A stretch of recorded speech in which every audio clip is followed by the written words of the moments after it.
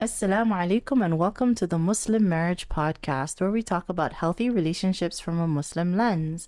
I'm Zara Hassan, And I'm AJ, and we've been married for 2.5 years. and let's get started. Let's get started. On this week's episode, we're going to be talking about divorce, breakups, and divorce. Mm-hmm. Yeah. And just before we get into it, if you have been benefiting from our content and inshallah you would like to hear more, please subscribe to our channel. It really helps us out with the algorithm. And having said that, let's get going. So I'm thinking we break up this because this is a really large topic. Mm-hmm, yes. Let's break it up into 3 sections. Why not just break it up into 2 sections like a regular divorce? Okay. So first we'll talk about what we think are the causes of divorce in the community, the Muslim community at large, and a little bit more specifically the Somali community because that's what we've experienced. Yeah. Secondly, we'll go into our own divorces, just a little bit of the synopsis so that there is some context. Mm-hmm. And thirdly, and probably most importantly, and where we'll spend most of the time, is how to recover, how to let go, how to heal from that. And everything that we're saying with regards to divorce can be applied to any breakup, right? Because there's a lot of people out there, or I know, who have gone through prolonged talking stages, or sometimes engaged, and for whatever reason, it doesn't work out. And because you've invested feelings, you still have, there is a grieving process that's there, right? Yeah. So when I say the word divorce, it's interchangeable with breakups. But that's what we're going to talk about today. Oh, yeah. Yeah. So let's start by talking about what are some of the reasons for divorce. So what do you think is going on? Incompatibility, I agree with typically. Usually the people, they would get married before they talk about their ways of communication, Mm-hmm. and it just ends up being a marriage full of miscommunication, misunderstanding, and because of that, growing resentment. Just a resentment to the point where anytime the person speaks, the other person's like, I hate what you just said. Yeah. I'm not a fan of it. Yeah. Honestly, I agree with every single word. You've briefly summarized what I was planning to talk about for like 2 or 3 episodes. Mm-hmm. But that's pretty much it. Like there's this misconception because on the social media platforms this has become the question that a lot of people are asking of what's going on within the Muslim communities in general, but within the Muslim communities specifically, of why are there such a high rate of divorce. I haven't if you look into it, the statistics vary, right? But in general, like just to as a way to conceptualize it, it's about 1 in 2, right? So when you go from country to country, community to community, it averages out at the end of the day, it's about 1 in 2. 1 in 2 marriages will result in divorce. Mm-hmm. Definitely that goes up and down over the years, goes up and down over communities, but let's just use that statistic, right? Yeah. So the question is, why is it 1 in 2? Why is it so high? I agree with what you said, that it's probably due to incompatibility. Yeah. Right? I think the source of the incompatibility is people are getting married for the wrong reasons. Mm-hmm. There is a primary misunderstanding of what it takes to make a marriage work. Yeah. And because people don't have that information, definitely I was one of those people, they're not able to choose a partner accordingly. Yeah. Yeah. And especially within today, with all of this discourse, we talked about it before in the gender wars episode, but with all of this discourse of men versus women, the conversation has become almost a one about commodities, right? Like Yeah. as if it's you can win. There's a way to win at getting a highest value partner, right? Mm. Right, where people are now, both men and women are now assigned marketplace values. So if you subscribe to this type of thinking, your goal becomes, how do I find a partner that's the best bang for my buck? Oh yeah. Yeah, like the best deal, like the highest value partner that I can, according to what the current definition is of a high value partner. Mm-hmm. And there are people who are doing that. Unfortunately, because they're choosing for the wrong reasons, compatibility is really hit and miss. Oh yeah. Yeah. People don't like it. No, like it's like you found a partner that is quote unquote high value, right? According to whatever it was the going definition. And you're married, you're now in the house together, and you realize you don't really know who this person is. Values change in society. Exactly, because that's what they're choosing is according to other people's eyes. Mm-hmm. Because it's not really you who's assigning this value. It's the people, like the podcast bros, the red Mhm. pillars, the feminists, the people on both sides of the spectrum are the ones who are saying this is what we define as a high value man, this is what we define as a high value woman. All of these features are what masculinity is. All of these features are what femininity is. At there's this idea of hypergamy that we talked about. All of this, in my opinion, nonsense Mhm. leads to the fact that you're choosing according to other people's standards, so that your spouse is going to be a trophy, a status symbol. Yeah. It doesn't really translate into marriages that work.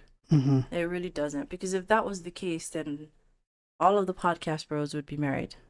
Yeah. All of the feminists would be married, and they would be having wonderful, happy relationships, right? Like I'm not saying that in a critical way. I'm just saying that practically speaking. It is what it is.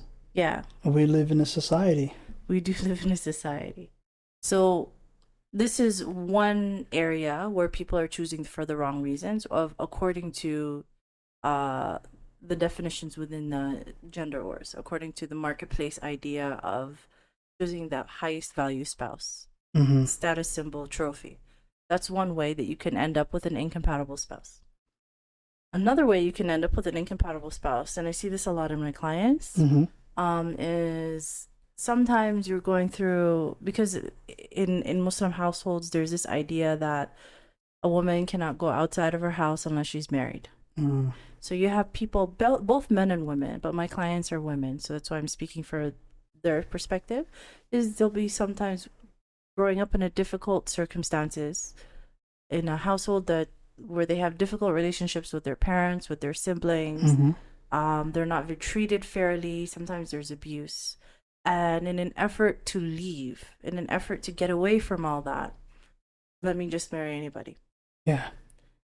That's a common way to end up in a really difficult position, terrible position. So that's another reason. Mm. A third reason why people are choosing incompatible spouses is according to their, like, they haven't really done the work, the internal work to heal whatever is their core wounds. Yeah. Right? So if they have a core wound around abandonment, if they have a core wound around rejection, if they have a core wound around self-worth, all of these things are going to leave you vulnerable to accepting people who are soothing that wound. Yeah. Yeah, I call them soothsayers, because they're saying things that are soothing. Mm-hmm. And the problem with soothsayers is that they are always agendaed. Yeah. Yeah. So this is an easy way to end up being married to someone who is manipulative, is toxic, etc. So choosing someone subconsciously according to your core wounds. So that's another way that you can end up with someone who's incompatible. So there are a number of other ways, right? But at the end of the day, I agree with you 100% that the most common reason for divorce in the community is due to people choosing the wrong partner for the reasons we've discussed, or any other reason, but choosing the wrong partner. That's the problem, choosing the wrong partner. Do you think that's what happened with you? Well, me and my ex-wife, we never actually had that conversation before the marriage. um, about the communication styles, what to expect. I don't think neither of us knew about it. Mm-hmm. That was something that we just thought if we like each other enough, it would work out. Yeah. And this was when I was strong. Yeah. I used to ride my bicycle, losing good weight, Yeah. and then I injured my back, and things started to go downhill from there. Yeah. Yeah. I'm like where I think in my opinion, like what you're describing goes like nicely into the second point of what you said before, where the second most common reason for divorce is people are unprepared. Mm-hmm. So even if you chose a partner that you think is compatible to the best of your ability, we're just not equipped with the right information of how to actually make a marriage work. Yeah. Yeah, well, to have the conflict resolution skills that are in place, right? And then you'll get into that dynamic which you described so well of people building resentment, and then the resentment inevitably turns into what John Gottman described as the horsemen of divorce, which we've talked about before. But resentment is the key, key factor, and that resentment comes from poor conflict resolution, right? Poor conflict resolution skills. But how do you think, like, given that incompatibility and conflict resolution are probably the most common reasons for divorce or underlying reasons for divorce, how can we fix that in the community? Just you gotta find and kidnap the person that you like. Okay. You gotta watch them from afar Yeah. to see how they respond in their personality. Yeah. And when you understand their personality and you're like, hey, their personality meshes with mine, that's when you get the bow and arrow. So when you say it from afar, so stop them. Oh, yeah. Yeah. You're not a real man if you didn't stalk and kidnap your wife. You know, weirdly, when I was talking on the phone the other day with my mom, mm-hmm. and she was telling me about this practice. I think it's not common anymore, but there was this practice in our culture, in the very rural areas, mm-hmm. where a man and a woman, they'd agree to get married. Yeah. And the man would consensually kidnap the woman. Right, so it's what they would call probably eloping here, but as halal a way as possible, but would consensually, in quotes here, kidnap. So she'd go with him, and then he would call the family and say, "Hey," hopefully I'm not misunderstanding what my mom told me, mm-hmm. but he'd call the family and her family and say, "Hey, so I've taken your daughter. You have one of two choices. Either she's gonna marry me," and then they would come up with the terms of the contract, the marriage contract, right there on the spot. So that happens. What was the other choice? I don't remember all of the details, and I don't want to say to the wrong thing. Yeah. But they would iron out how things are gonna go there. Yeah. So that happens. Well, considering that apparently this kidnapping aspect is a real thing, it's gotten too real for me. Okay. I'm just going to back down from my earlier statement about kidnapping. Thank you. Yes. Thank you. Inshallah, we'll be okay. Hopefully, people understand that we're joking. We're definitely joking. I'm nothing joking. Violent. You're not joking. Nothing violent. But I'm joking. There you go. Yeah. Okay, so when it comes to incompatibility and being unprepared for marriage, so these are the ways that I think that people can really try to mitigate those issues, like so that they don't have those issues when they get married, right? So when it comes to, let's start with incompatibility, mm-hmm. and we've talked about this at length, but we're just gonna review it very quickly.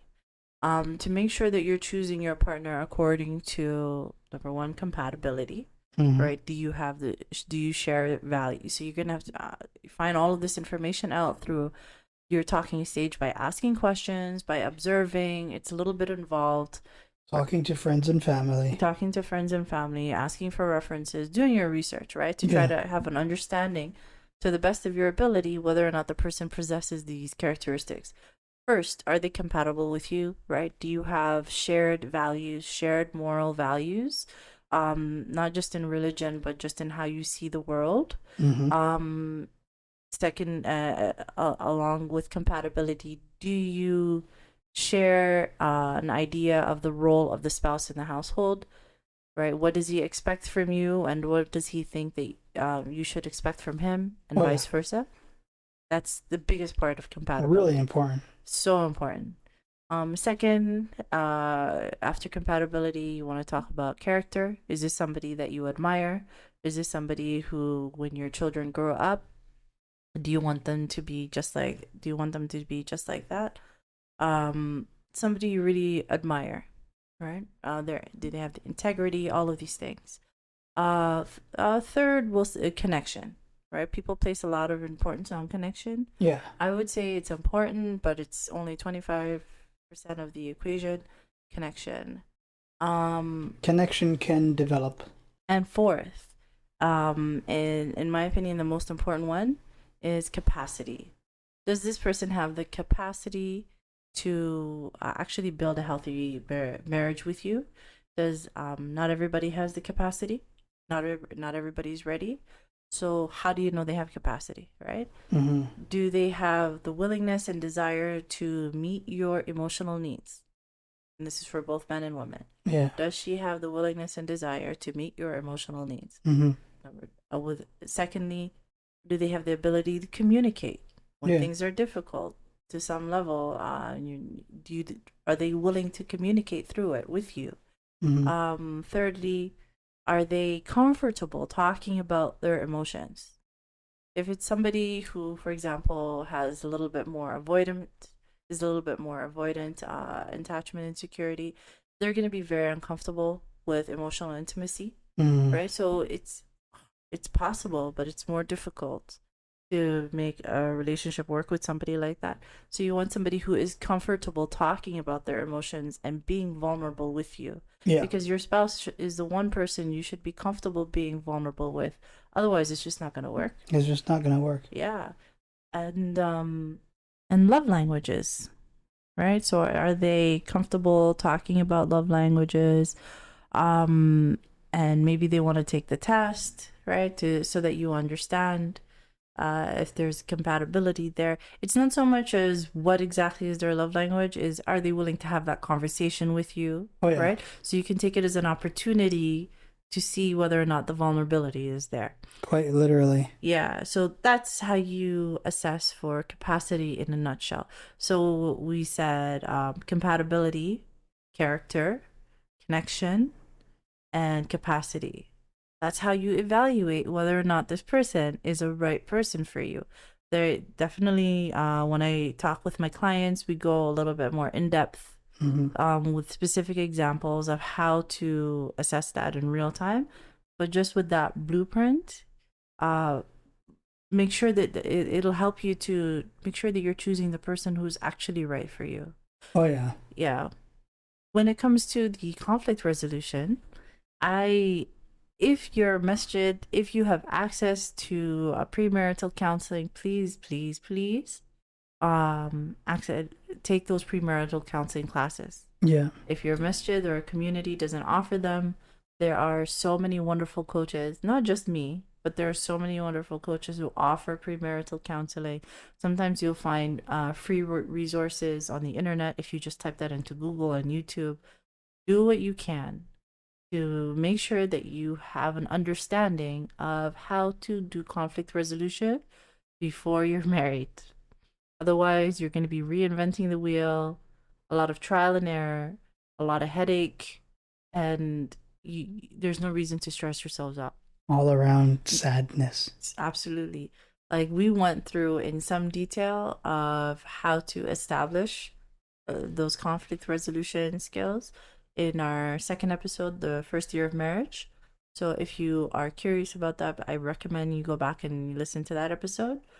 So that's how you try to make sure you have some skills in place before you get married. Mm-hmm. Yeah, and I think those are the two most common reasons. Yeah. Yeah, for divorce. The weird thing is that, in almost everything in life, Yeah. there requires a little bit of training. Yeah. But people don't consider getting training for marriage.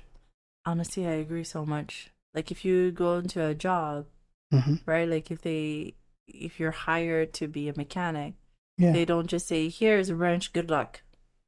We Yeah. need the car ready in half an hour." Not even something as complex as that. Yeah. If you're playing a card game, Yeah. the dude's going to be like, okay, this is this and that is that Yeah. before you start playing. Otherwise, they're like, hey, we're just going to figure it out as we go along. Yeah, absolutely. Like it's kind of wild because subhanAllah, especially as Muslims, we don't really interact with people of the opposite gender. Mm-hmm. You just go from your own house to suddenly you're in a house with somebody of the opposite gender. All right, maybe you were talking to them for a few months online or whatever it Mm-hmm. was, but it's just they're still essentially a stranger and they're like, "Good luck. Yeah. Here are some bills. Yeah. Here's some life challenges. We'll see how you do. We'll check Yeah. back in 20 years if you're still there." I mean, there's good training material in the hadiths and in the Quran, Yeah. but not many people think to access it. Yeah, I 100% agree. Like, for example, the rights of the wife and the rights of the husband, Mm-hmm. right? A lot of people make the mistake of only reading through and paying attention in detail to what their own rights are. Mm-hmm. But they don't really go through the rights of the other spouse. Yeah.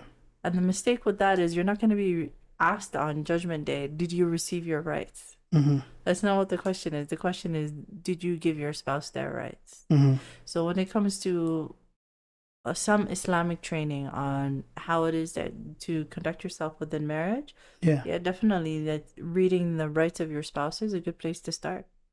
Yeah. Yeah. 100%. Because otherwise, you won't know.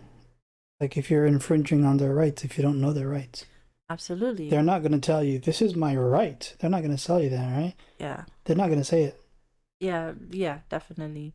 And there's so many hadiths, wonderful examples of how the Prophet Muhammad sallallahu alaihi wasallam So, he handled conflict inside his home, different kinds of issues, how he conducted himself inside the home. So it's and all most of these hadiths were provided by his wives, right? mm-hmm. Aisha radiallahu anha and others. So it's a good place to start is through taking a look at just type it in Prophet Muhammad sallallahu alaihi wasallam comma hadith comma marriage. You'll come up with a list of them, right? Yeah. So those are places to start. So those are some of the reasons for divorce in the community. We can now switch to giving like a brief synopsis of what we experienced personally, because for context, I was previously divorced, and you were previously divorced as well. Mm-hmm. Yeah. So I'll go first. Go ahead. Okay. So I was married for a year and a half, and at the end of the year and a half, we found out, well, we had some really good idea, but we found out we're 100% completely incompatible. All right, so this was something that was known to him and that was known to me. And I remember during those last conversations when we were coming to this conclusion, we just wanted completely different things in life, right? So he said everything. He said that you were tabarakallah, I have no complaints. You are a good wife. You did every single thing that you could. This is not gonna work.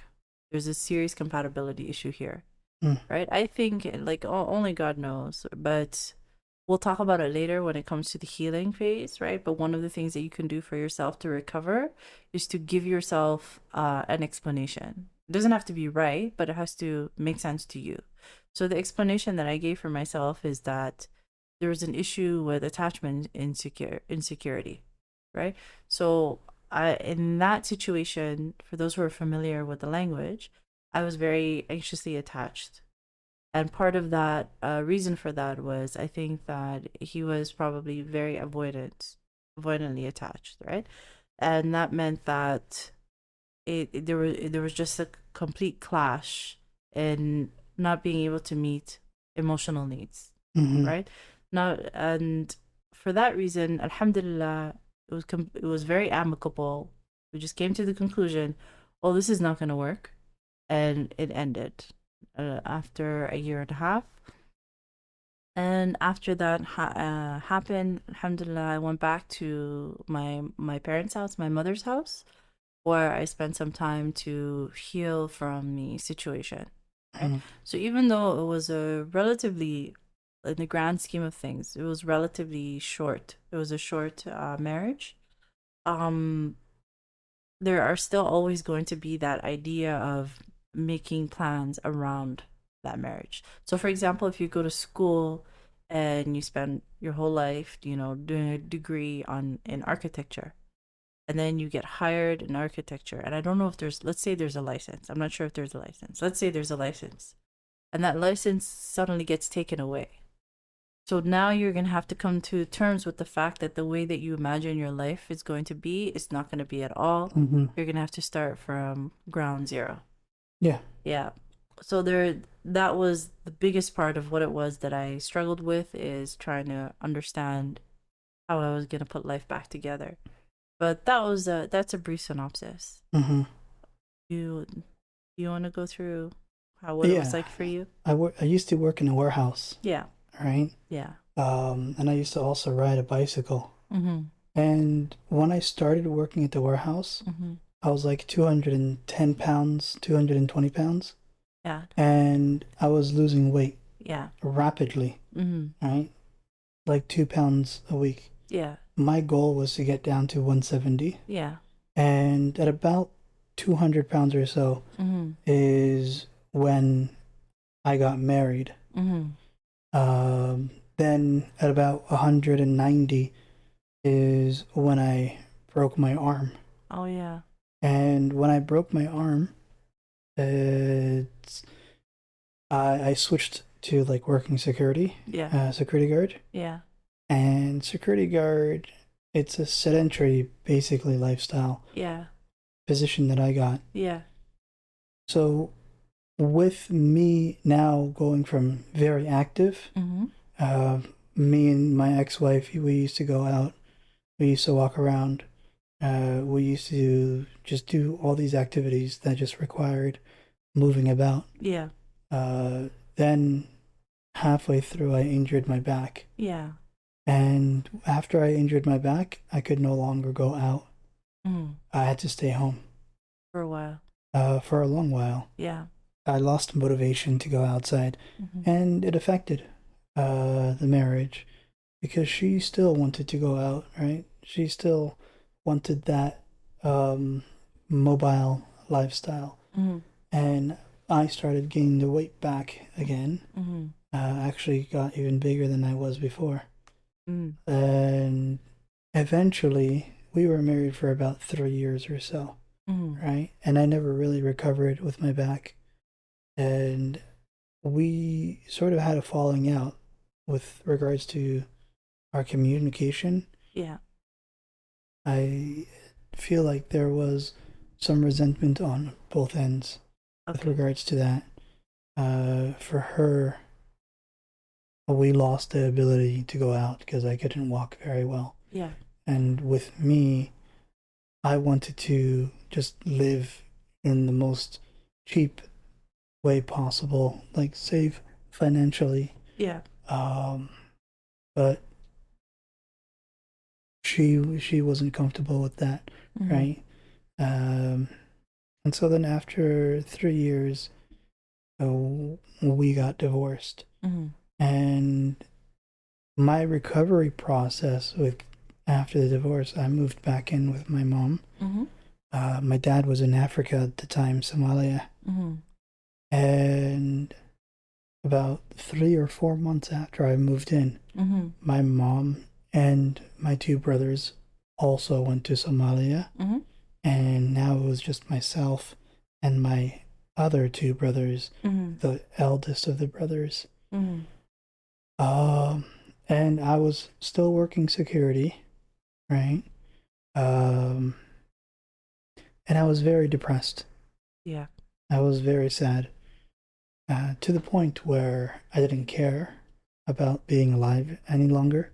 Oh, I was like, if I just happen to die yeah, tomorrow, then it wouldn't really matter to me. yeah, But then I went to Somalia. yeah. I went to Somalia, nice change of scenery, Mm-hmm. and I was able to recover both with my back. Mm-hmm. Alhamdulillah, like my back, a fantastic recovery. I don't know what it is. If it was the hard mattress Yeah. that I slept on, Mm. or if it was the salt in the ocean, Yeah. the salt air. Yeah. I don't know what it was about Somalia, but It's the barakah. 3 months in, Alhamdulillah, Alhamdulillah.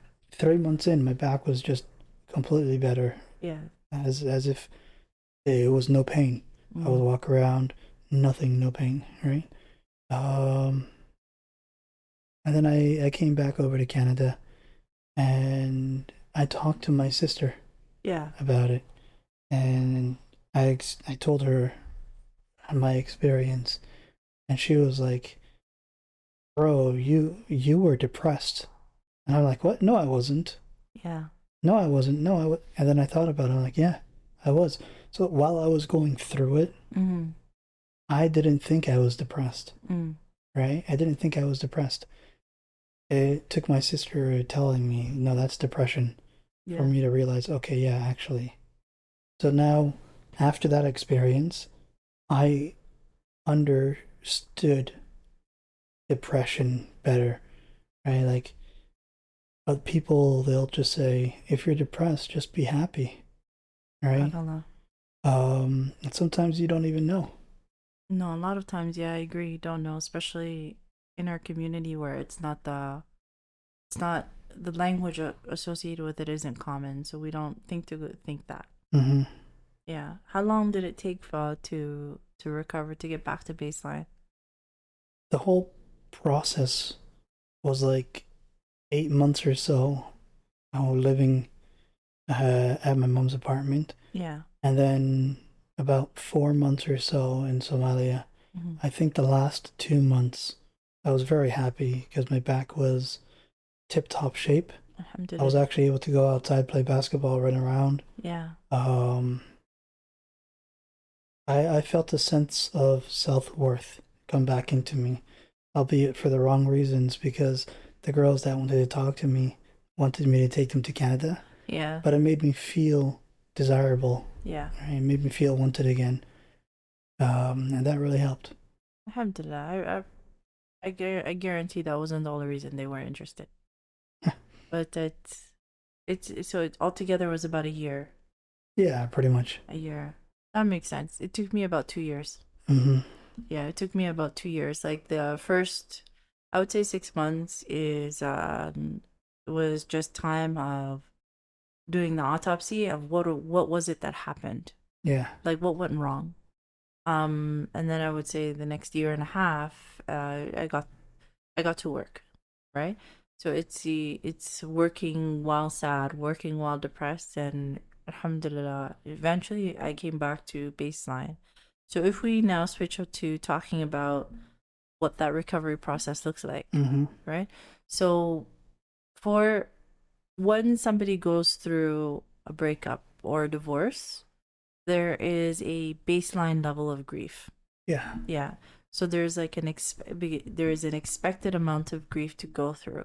This in general, it's hard to put numbers on it because it will depend a lot on the context, how long were you married? Do you have any children? Like it's each situation is different, Oh yeah. right? But in general, it's like an expected or proportionate amount of grief, Yeah. right? Um, if you feel like you've passed that amount of time and you feel like I should be feeling there, it's really hard to say should, but we're gonna use that language just to get the idea across because there's no should when it comes to healing and how you feel. Yeah. How you feel is how you feel, and how you feel is valid, right? But let's say that you're thinking, you know what, it's been a year, I've only been talking to this person for 3 months before it ended. A year later, I'm still feeling really terrible and they're still on my mind. I really should be over this by now. You know what I mean? So if you feel like it's taking a lot longer than it should be taking, it's because there's a story. There's an additional story. One of my favorite therapists online, her name is Thais Gibson, and she explained it brilliantly. She's on YouTube. She doesn't know I exist, so I have no affiliations with her, but I just really, really love her content. And she explained it this way. She said, if you have a baseline level of grief and it's taking longer, there's an additional story that you haven't processed. So for example, if you were with this partner and they cheated on you, cheating is it's very hard for very people to process that in a healthy way and then just be right back to who they are. Oh yeah. For most people, that's going to do some damage. It's going to leave a story. So for example, the story might be, why not me? Right? That's a common one. Why wasn't I good enough? Why did he choose her? Or why did she choose him? Why not me? So you have your baseline grief, but you keep coming back subconsciously to this story, to this additional wound. So the issue is not so much of the letting go of the person, but it's letting go of this messaging that you now have within you. That's what's leading to the prolonged grief. So Yeah. whenever I'm coaching somebody through a breakup or through a divorce, our first sessions is uncovering what is that story. What is their additional story, right? So I know for me, I said it took I was married for a year and a half, but it took 2 years for me to recover. Yeah. That was something that was disproportionate. I'm like, I should be done. I should be over this by now. My additional story was, why wasn't I good enough? Right? Because like when you are with somebody who has avoidant attachment and they are withdrawing, they're pulling away, stonewalling. It's like it's really trying to. It really really makes you feel profoundly unwanted, especially if you're already coming in with a deep underlying core wound of poor self-worth, which is true in my case, and it's true for a lot of women. I was one of those not enoughers, right? So if I had that underlying core wound and now I'm with somebody who's in my mind confirming all of that, so it's just constant rejection, like this feeling of constantly being rejected. I left that marriage with an idea of, see, I knew it. I knew I'm not good enough. Why am I like I'm not worthy. So I thought that the issue was in getting over the marriage. To be honest, when I go back and I check through my journals, it took me about 3 or 4 months. Right? It took me about 3 or 4 months, and then I was pretty much moved on from the marriage itself. Yeah. But the overall feeling of going back and thinking about the consequences of not feeling good enough, that's what lasted 2 years. Okay? So that's what's actually going on. The way it will manifest for more practically for people, right? So I have a client, she comes in, she says, I was married to somebody for a year and now I'm divorced, but it's been 3 years and I still can't stop thinking about them. It's because the wound, right? The wound was going to bring up that feeling of, in my case, it was rejection. So that's a common one. So that case of feeling rejected. Yeah. That's what's there. And every time that she's around in life and she feels rejected once again, so for example, she's looking for work and they're not responding to her resume, etc. So she feels rejected. Every time she feels rejected, she's going to go back to that wound that was triggered subconsciously. And when that wound is triggered, she's going to go back to the last place that she felt validated, which will be the marriage. Oh, straight up. Yeah, which will be the marriage. So when you're out there living your life and you had a particularly, a normal day or sometimes difficult day, and suddenly your ex comes back into your mind and this powerful feeling of missing them, comes into your mind, and you're like, you know what, let me just reach out, and you start going through that algorithm that we all go through in our mind of where are they? Let me stalk them on social media, Mm. and then you do all the things that you do. The subconsciously the trigger was I feel rejected. I want to go back to the last place that I felt validated. Mm-hmm. So once you understand that that's what the dynamic is, and that's what it took me over a year to figure out, Mm-hmm. then you start treating the wound itself. You understand that missing this, your ex, is actually a symptom. And the underlying cause, the underlying issue is the wound itself, right? So Yeah. that's what you need to address. Does that make sense? Perfect sense to me. Did you do you think that's what was going on with Part you? of my coping strategy. Yeah. Do you think that Oh was? yeah. When I was when I went to Somalia, Yeah. I got myself a kitten. Oh. Yeah. Yeah. And I carried him with me everywhere.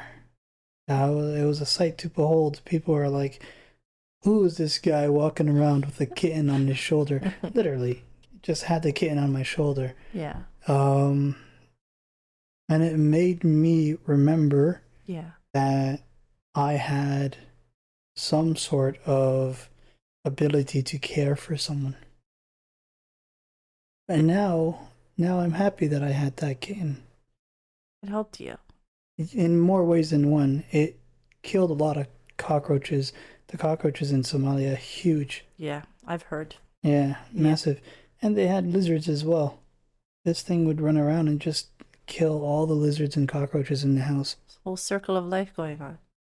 It all ended with the one kitten. There you go. Yeah. But it's what that sounds very familiar, right? Mm-hmm. Because after we go through a breakup, for some, so I described one dynamic with that feeling of being rejected and then looking for validation. Mm-hmm. So another dynamic is when you are with your ex, right? To some degree, they're meeting your emotional needs. Mm-hmm. And a very big emotional need that's common to almost all people is the need for connection. Yeah. Right. So when you are with your ex and they're constantly meeting this need for connection, and then suddenly that goes away, part of the grieving process is finding ways to meet that need for connection without them. Yeah. Right. And one way to do that is through pets. It Mm-hmm. really helps. So sometimes when you're again sitting down and you profoundly feel lonely and you're like, when was the last time I felt connected? I felt connected with and then you start thinking about them and then you start missing them because you're looking for a way to meet this need for connection. Mm-hmm. Once you understand that and you start meeting that need through friends or family, through even volunteering, through there's hundreds of ways to do it. But finding that need for a connection in a way that's independent of a romantic partner, it can really help. The mistake that a lot of people do is that they try to meet that need for a connection by starting a new relationship. Mm-hmm. That's a mistake. So it's really beautiful that you focused on meeting that need in other places, in other ways. Mm-hmm. And that's how that can help.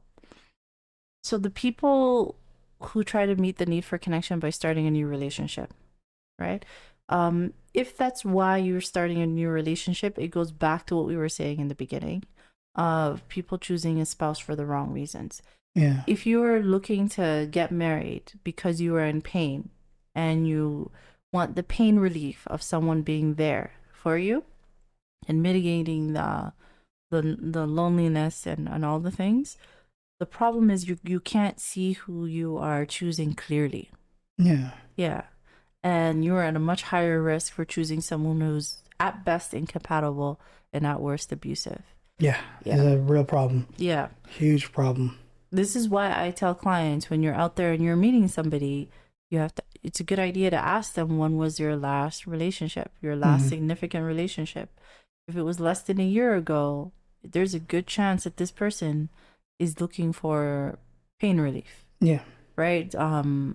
Looking just to meet that need for connection so that they can just stop being in pain. There is that famous saying, Yeah. I'm not in love with you, I'm in love with the idea of you. Yeah, there's that, right? So it's somebody who is an emotional band-aid. Yeah. They're not doing it consciously, they're usually doing it subconsciously, but the problem with choosing someone who is rebounding is that they don't see you clearly. Mm-hmm. They are trying to get you to fulfill a role in their life, Yeah. to meet a need and fulfill a role. And at some point, one of two things happens. Mm-hmm. First is their ex comes back. Mm-hmm. And that's when they just drop you immediately. Those are the clients who say everything was going fine.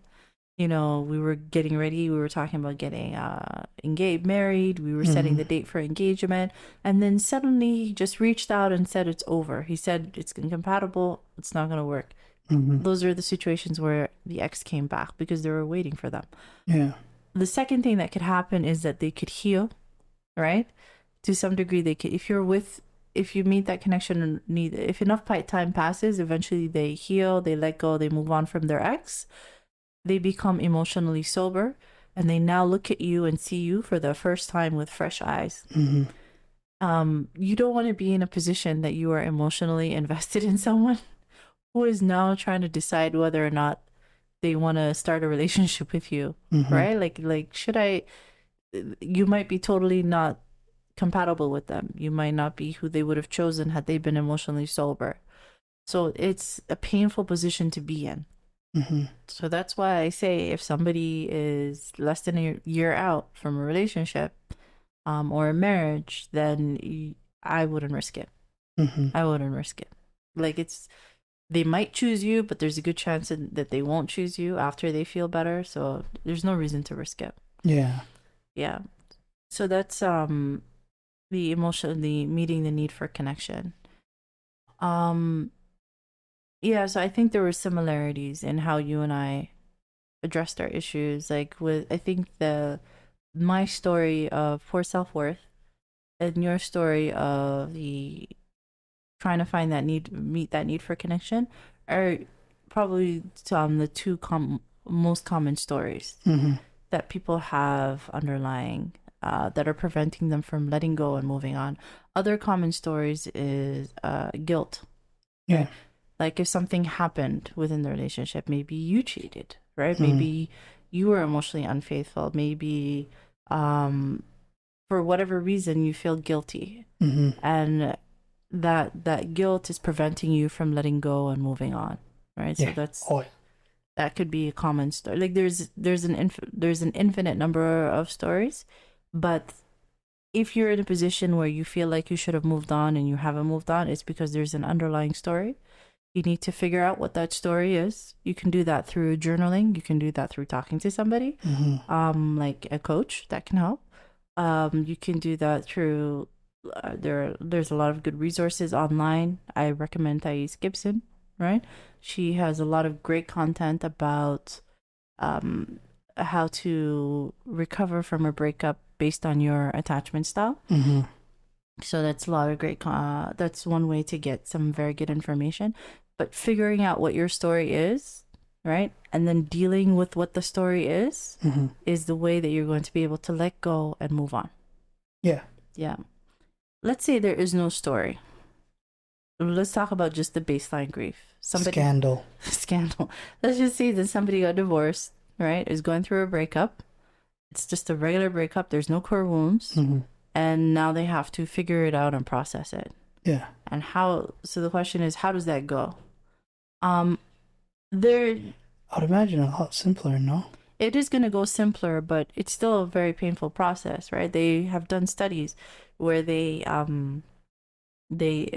believe it was university students who were either divorced or going through or broken up with a long-term partner. And they looked at PET scans. PET scans, to see what part of their brain would light up when they would look at their partner. And the places that would light up are those same places that would be light up for physical pain in the body. So that the pain that is associated with going through a breakup or a divorce is akin to physical pain, right? It's there are some ideas that the cardiomyopathy, which is an enlargement of the heart, right? There's many different types of cardiomyopathy. Mm-hmm. One type could be by induced by stress, Mm-hmm. right, or a broken heart. Yeah. Right. I don't remember what the exact medical term is, but there is an idea within medicine that a broken heart can lead to acute stress on the heart. Mm-hmm. It stops pumping properly, and then you can pass away from it. Surprisingly, Yeah. it's apparently medically proven Mm, that the biggest factor, mm, the biggest cause of what's it called? Cardiomyopathy? yeah.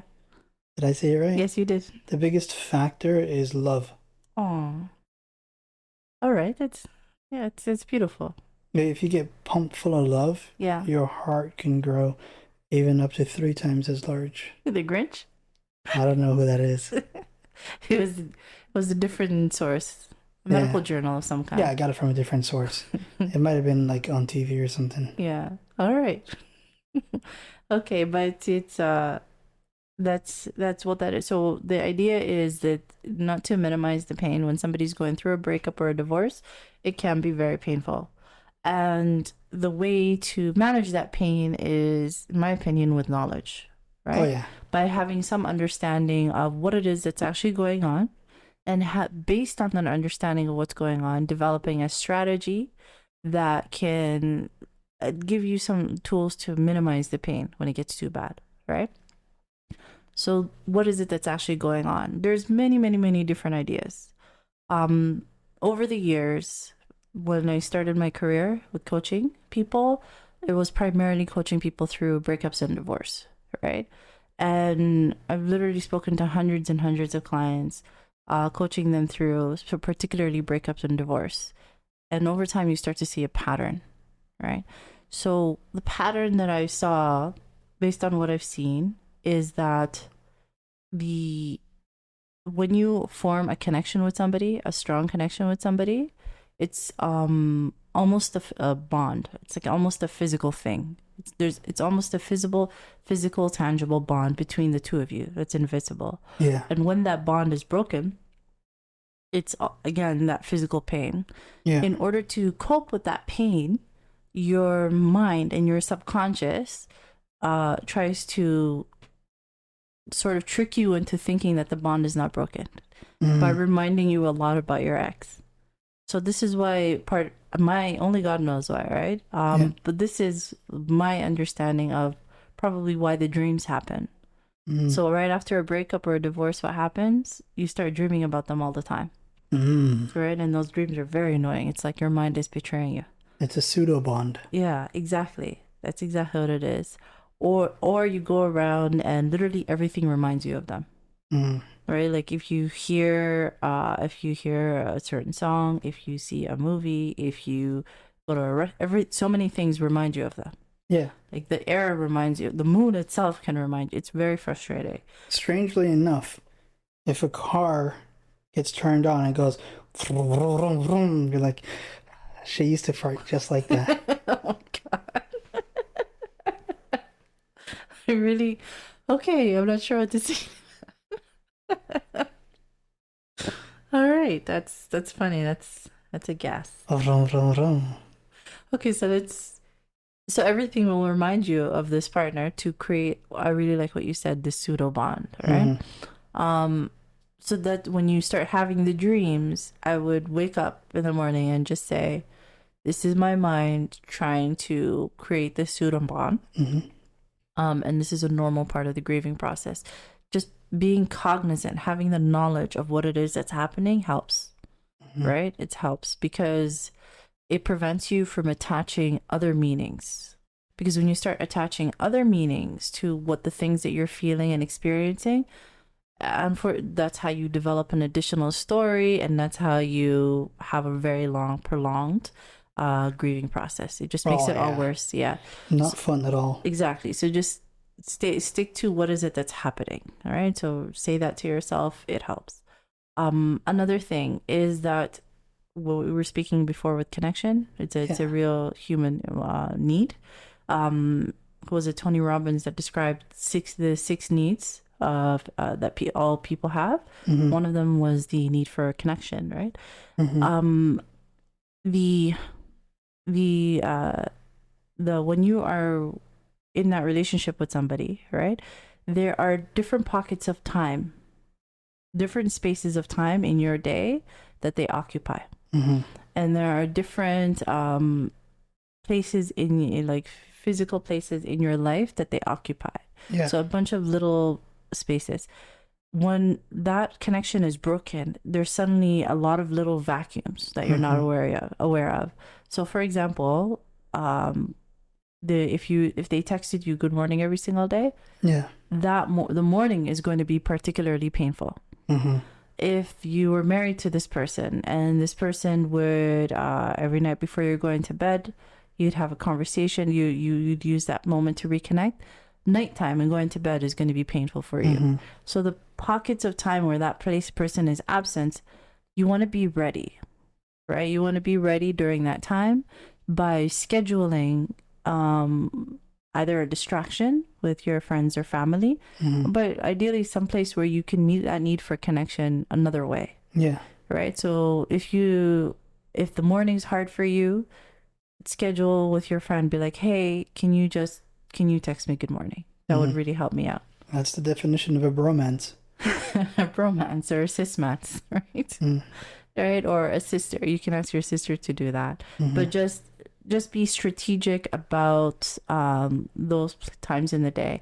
And if you are noticing that, and just also understanding that that's why you're missing them during those moments in the day, Mm-hmm. can again help you to understand this is a normal part of the grieving process.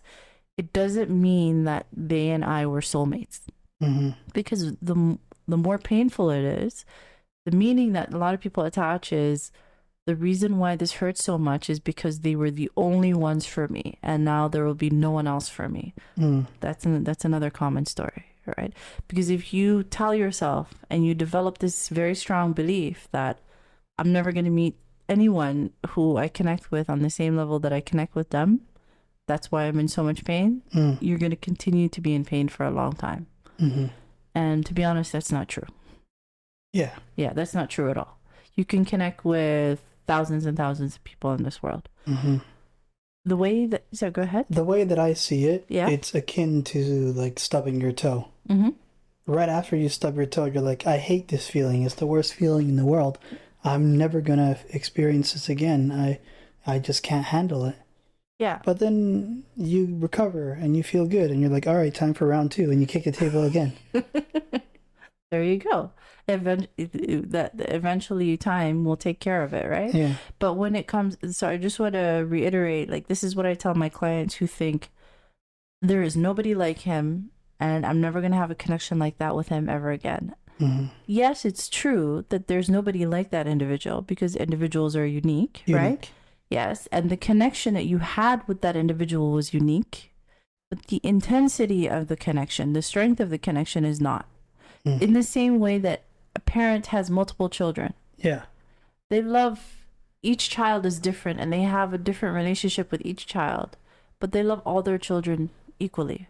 Yeah. Right? So you have the capacity to form different connections with different people of the same strength or different or more strength, more intensity. Mm-hmm.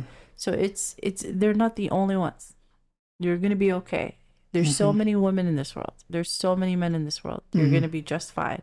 So just staying in that reality, so that when you are feeling the pain during the mornings when they used to text you good morning, or you are feeling the pain at nighttime when your spouse used to say good night to you, to remind yourself that this hurts because this is when I would meet my need for connection with them. Mm-hmm. But I can now meet that need for connection with someone else. Yeah. And when I do, it will hurt less. Mm-hmm.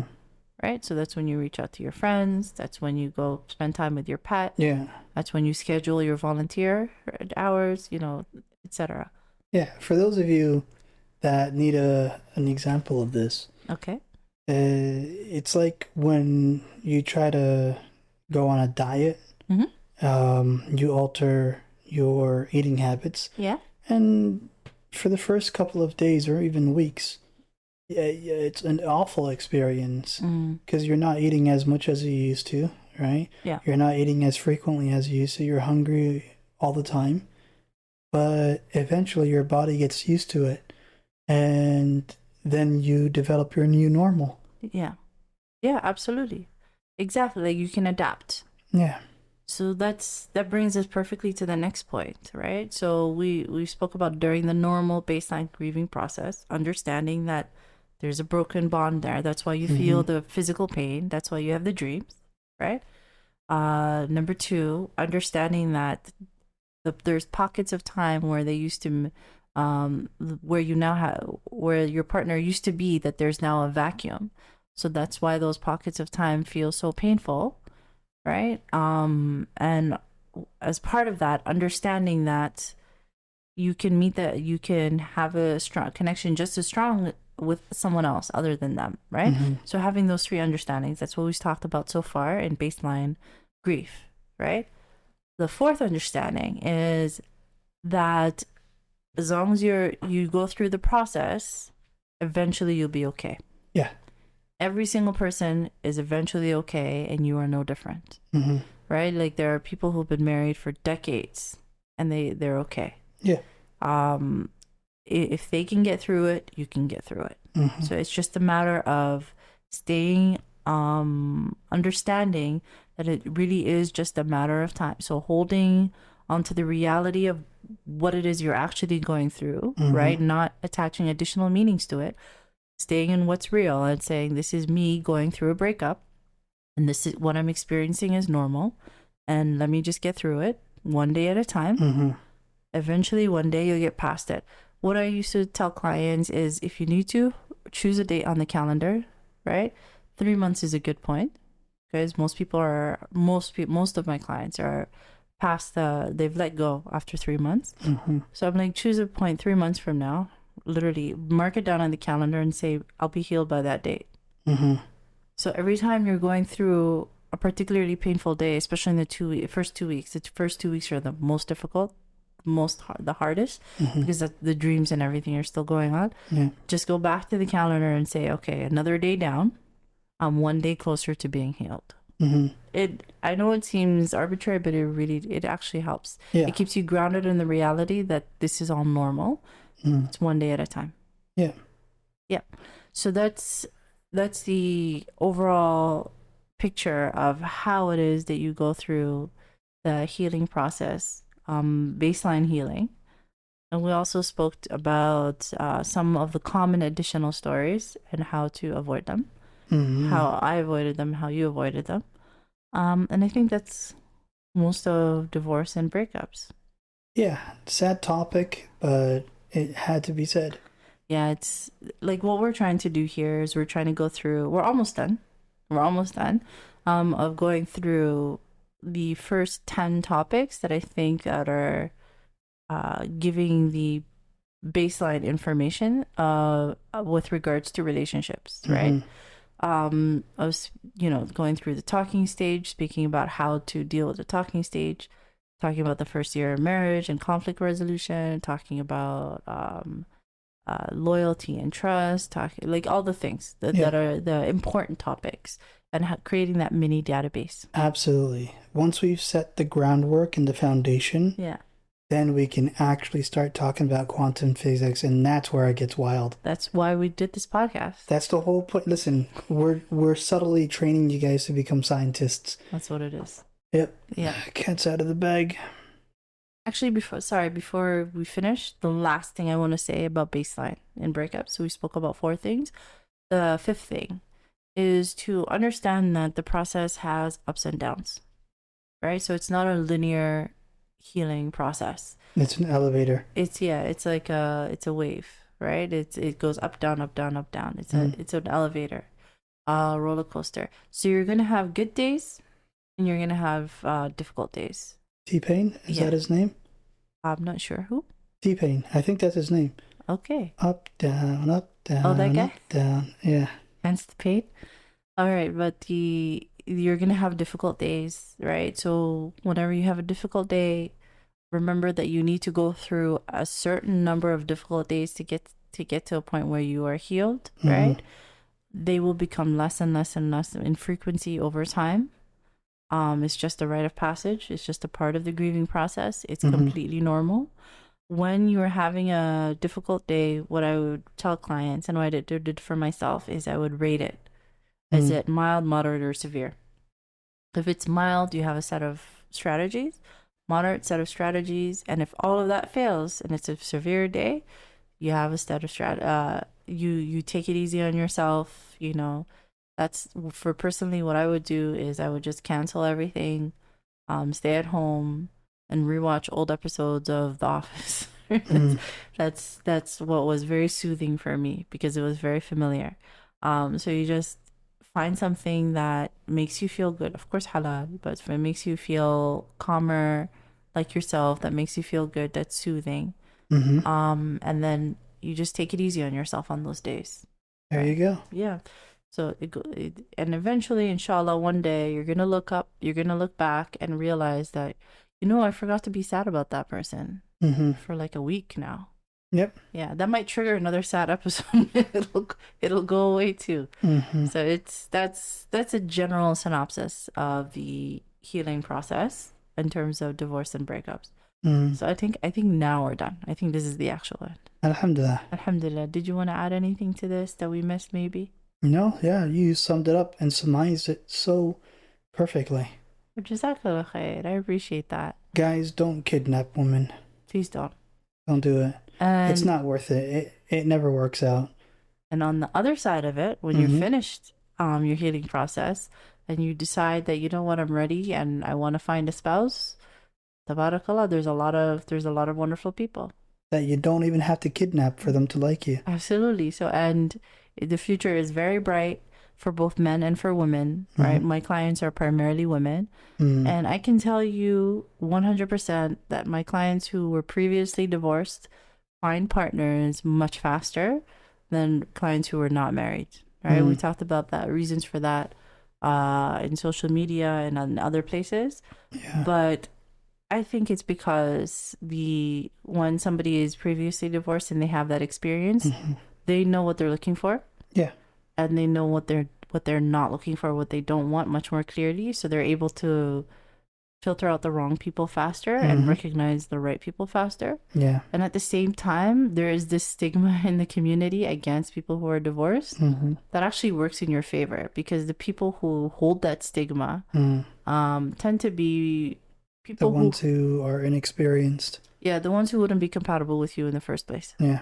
Yeah, like it's somebody, like even when I was not married before, if I had met someone and he said, no, I don't want anyone that hasn't been married before, that person wouldn't be for me, regardless, right? So it's for those two reasons, they tend to find someone much faster. The future is bright. Everything's going to be okay, inshallah. You're going to be just fine. Just one day at a time. Trust in Allah subhanahu wa ta'ala. Everything has a purpose. And if you need help, reach out. Our email is down in the description. You can find me on Instagram at Zahra Hassan Coaching. Inshallah, I'll do what I can to help you. And you can always join our Discord. That's also down in the description, inshallah. Inshallah. And just as a final, for the people who have already signed up for the beginner's guide to how men think, the 1-hour masterclass, we're almost full, right? It's the wait list actually was supposed to close today, but I'm going to hold it open just a little bit longer because just so that people can get that discount. We have only 2 spots left. It'll be on July the 27th. So if you're interested and you want to know how to be able to understand at least to have a good baseline understanding of how to evaluate men, when you are meeting someone for the purpose of marriage, like evaluate his intentions, we're going to teach you how to do that. Please sign up for the waitlist. It's in the description. The link is in the description below. Okay, now I know this is the third time I'm saying this, but I think now we're actually done. Yeah, we're good. Yeah, we're good. We're good. Okay, all right. So Jazakallah khair. Thank you so much for listening. Inshallah, we'll see. I hope you benefited. And inshallah, we'll see you next time. Assalamu alaikum. Wa alaikum salam.